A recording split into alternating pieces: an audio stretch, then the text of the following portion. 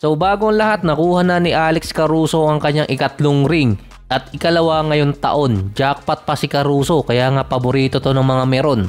After kasing ilabas ang schedule ng opening night, binanata ng mga fans si Kevin Durant. Sinubukan siyang i-troll online.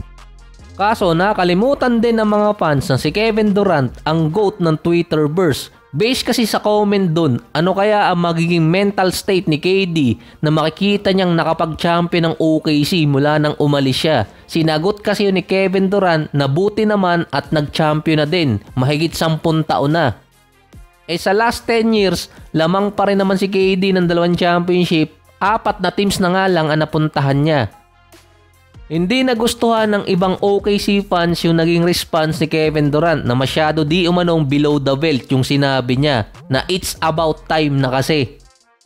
Wala naman kasing masama sa sinabi ni Kevin Durant, talagang nagtotroll lang siya. Bukod na lang siguro kung masama yung iisipin. Kaso OKC fans yung nagtroll sa kanya, kaso nung binawian ni KD, iyak.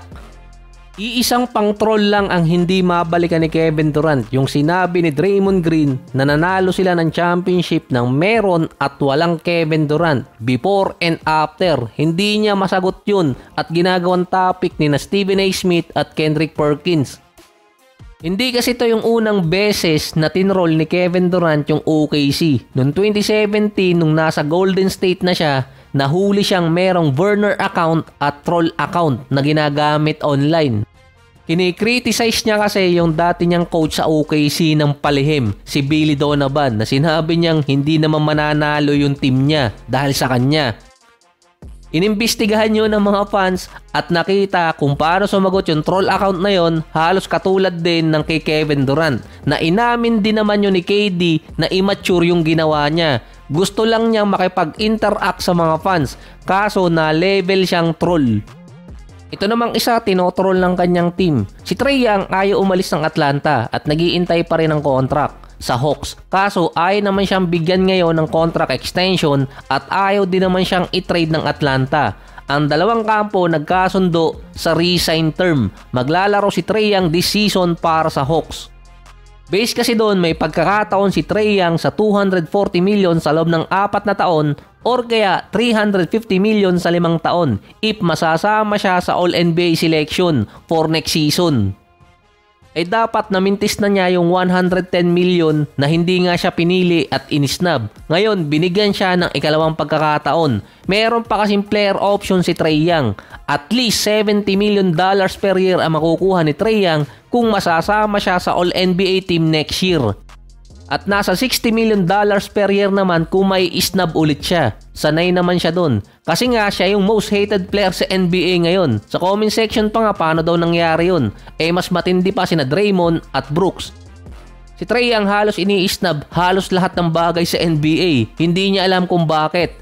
Confident din si Trae Young na madadala niya sa playoffs ang Atlanta for next season. So katulad ng kay Jalen Green. Pero hindi naman sinabi ni Trae Young na mananalo sila. Based kasi sa mga analyst at write-ups, iisa lang ang direksyon na pupuntahan ni Trae Young, ang ma-trade pagdating ng trade deadline. Dahil kung willing ang Atlanta na i-retain talaga siya, mas better na isign siya ngayon sa mas mababang kontrata, 228 kesa 240 or nasa 350 million. Dahil alam din ni Trae Young na hindi ibibigay sa kanya yung mahigit nasa 240 million na kontrata kahit pa siya magstay sa Atlanta Hawks. Bago kasi ma-trade din si Kevin Durant sa Houston, ang isa sa tinitingnan ng Suns ay i-trade siya papuntang Atlanta. Matagal na kasing may mutual interest si KD at si Trae Young na magsama sa ibang team. Meron pa nga dong video na yakap-yakap ni Kevin Durant si Trae Young. Ito rin yung time na willing i-retain ng Hawks si Trae Young at magpalakas pa ng lineup. Mas nauna kasing na-trade si Kevin Durant papuntang Houston, tapos nakuha ng Hawks si Porzingis at si Alexander Walker. Kaya nilagay ngayon na makikipag-trade pa rin ng Houston para sa Hawks at makuha naman si Trae Young at maisama kay Kevin Durant.